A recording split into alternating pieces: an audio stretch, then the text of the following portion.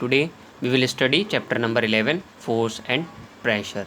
Force हम उसको बोलते हैं किसी ऑब्जेक्ट को हम पुश या पुल करते हैं, और प्रेशर हम उसको बोलते हैं जिस पे किसी भी ऑब्जेक्ट पे हम दबाव डाल के हम उसको मूव करते हैं।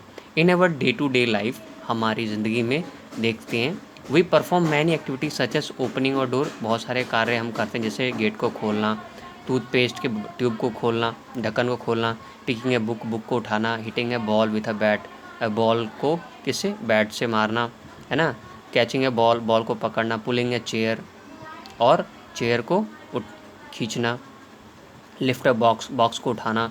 All this activities required to apply some kind of it's force. और ये सारी कार्य को करने के लिए यहाँ पे क्या यूज़ करते हैं हम? फोर्स, जो आप ये डायग्राम में देख रहे हैं। ये पुल कर रहा है और ये पुश कर रहा है। आइए जानेंगे फोर्स क्या होता है। A force can be defined as a push और अ पुल एक्सर्ट, जहाँ पे एक किसी भी ऑब्जेक्ट को हमें कहीं लेके जाना है ना। अगर वो भारी है, अगर हैवी वेट है उसका, तो हम उसको पुश करेंगे या पुल करेंगे, है ना।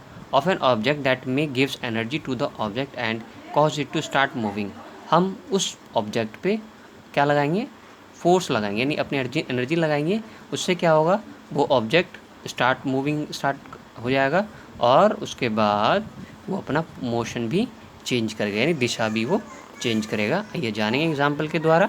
If you want to open a door, अगर आपने डोर खोला, you exert a force on it to cause it move, है ना, तब उसको तेज़ी से भी गेट को खोलते हैं। Increasing your force will B it's move fast, अगर ज़्यादा आप फोर्स लगाएंगे तो बहुत ही जल्दी वो कोई भी ऑब्जेक्ट वो आगे जाएगा। If you want to keep the door from opening, you will also apply force on it, अगर आप गेट खोल रहे हैं तो आप उसको धक्का दे के खोलेंगे।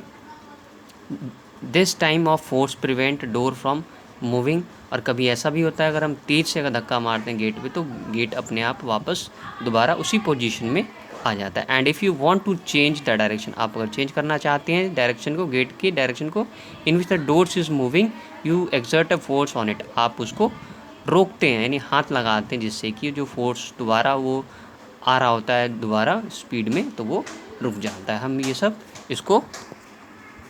इसको हम फोर्स कहेंगे। आइए जानेंगे फोर्स ड्यू टू इंटरैक्शंस। अब फोर्स कब होगा? जब दो ऑब्जेक्ट के बीच में जब तक वो संपर्क में नहीं आएंगे। How does the force come into play?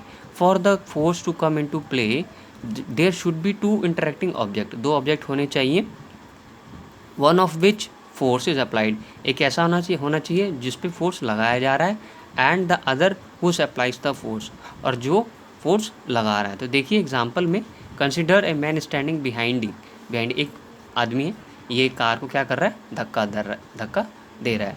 ये अप्लाइड, यानी फोर्स लगा रहा है, ये अप्लाइड कर रहा है, और फोर्स अप्लाइज किस पे किया जा रहा है? कार पे। आइए हम जानेंगे। Stationary car, will the car move due mere presence of the person behind it? Certain not. Now he pushes the car begin to move in the direction of force. अभी जो हमने एग्जांपल देखा यहाँ पे, तो आप जिस डायरेक्शन में आप कार को मूव करेंगे, जिस डायरेक्शन मूव करेंगे उसी डायरेक्शन में वो जाएगा। This interaction between a car and the man result a force act between them, यहाँ पे दोनों के बीच में एक इंटर रिलेशन है, यानी कार के साथ उस आदमी का। क्यों? क्योंकि वो फोर्स को वो आदमी लगा रहा है। Interaction between the two bodies may or may not involve into direct physical contact, ये फिजिकल कॉन्टैक्ट से भी हो सकता है और नहीं भी हो सकता है। तो आइए जानते रिजल्टेंट फोर्स क्या होता है। Resultant force when two force applied on a body, है ना, जब दोनों तरफ से जब लोग क्या कर रहे हैं, दोनों सेम डायरेक्शन में खींच रहे हैं रस्सी को, देखें यहाँ पे बना हुआ है। The total force acting on the body will be equal to the sum of the two forces and the body will be equal to the sum of the two force and the direction will be remain same. अगर दोनों side से, आप यहाँ पे देखें, दोनों side से अगर इक्वल बैलेंस, अगर इक्वल फोर्स लग रहा है, तो दोनों ही ये ना इधर गिरेंगे ना ये इधर गिरेंगे, यानी ये रिमेन सेम रहेंगे, यानी गिरेंगे ही नहीं, यानी यहाँ पे ये रिमेन स्टैंड ही रहेंगे, यानी किसी भी डायरेक्शन में नहीं गिरेंगे जब इनके साइड दोनों इक्वल फोर्स अप्लाई किया जाएगा। But two forces at the same point in the opposite direction, और मान लो इस साइड में ज़्यादा अगर फोर्स लगाया इस साइड के लोगों ने, है ना, the result force will be equal to the difference on the force and the direction will be along the greater force. यानी अगर ज़्यादा इस साइड लोग हैं और यहाँ पे ज़्यादा फोर्स अप्लाई करेंगे, है ना, और इधर कम है, this will be explain with the help of example of A game of tug of war in which two team pull at the rope of opposite side. The member of the both the team pull the rope in their direction. The team that apply greater force win the game. और resultant force से क्या होगा, जिस side ज़्यादा force लगाया जाएगा, यानी जिस साइड से खींचा जाएगा ज़्यादा फोर्स अप्लाई किया जाएगा, वो टीम जीतेगी, और इसको हम रिजल्टेंट फोर्स कहते हैं।